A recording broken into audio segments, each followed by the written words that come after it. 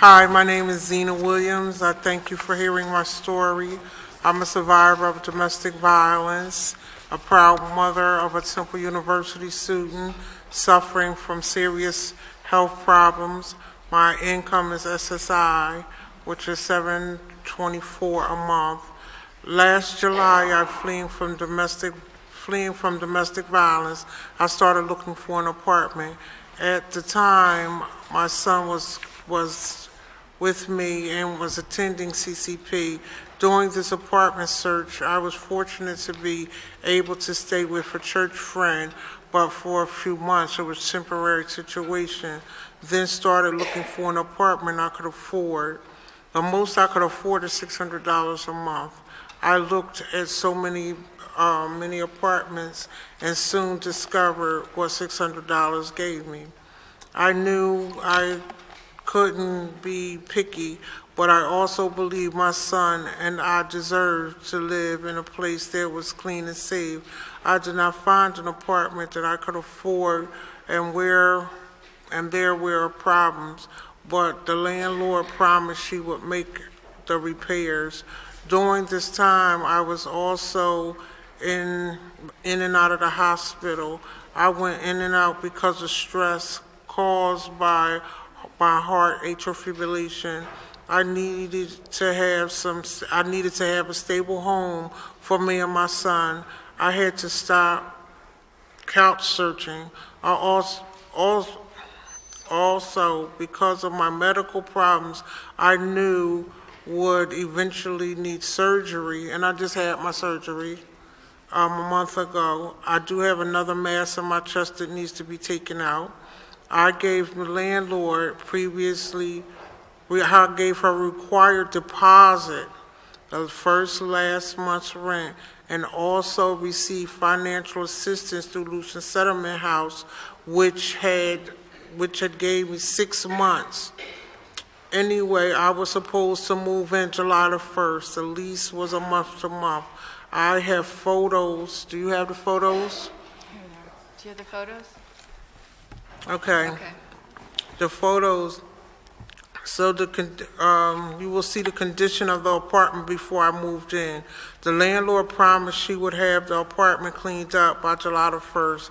Came, and I communicated with the landlord that I could not move in with these conditions. I texted her promises, and she never did anything, including the dirt, the grease, the walls, the kitchen, broken smoke detectors, filthy bathroom, damaged floors. The stove was in disarray, covered with grease. The floor tiles were loose.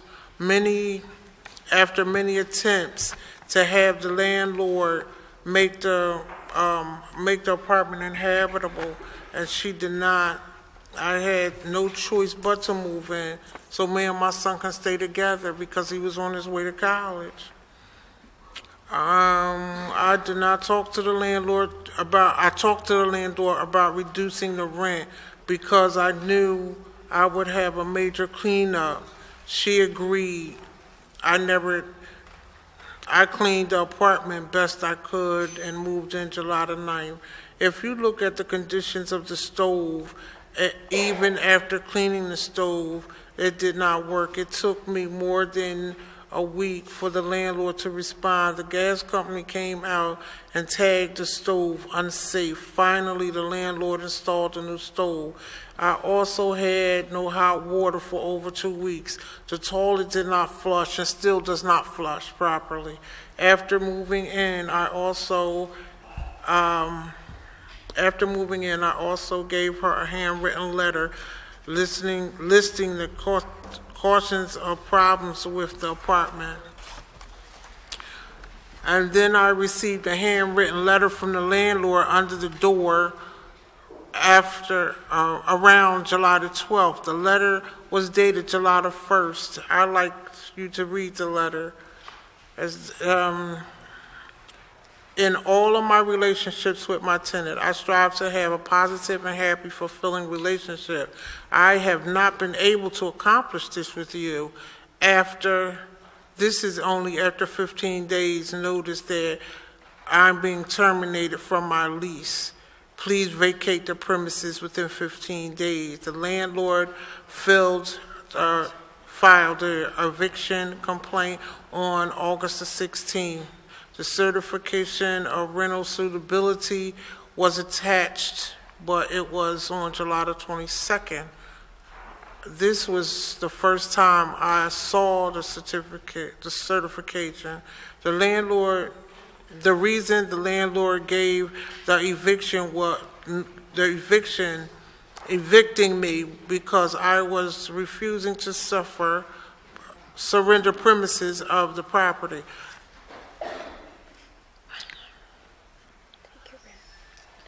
I feel that a lot of these landlords, they get over on people because they don't know their rights. This is not the first landlord that did this to me, but I hope that it's my last. Suffering the way we did. Suffering the way we did. I had a teenage son that suffered with domestic violence with me, and he got a full scholarship to Temple University. I'm also,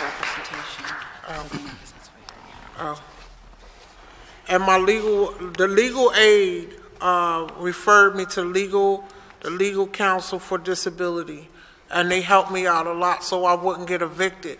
But that apartment is still in really messed up conditions. But I have no other choice. Where can I go besides a shelter? And I'm suffering from a lot of medical issues, which I cannot go into a public shelter. If I do, I'll probably die.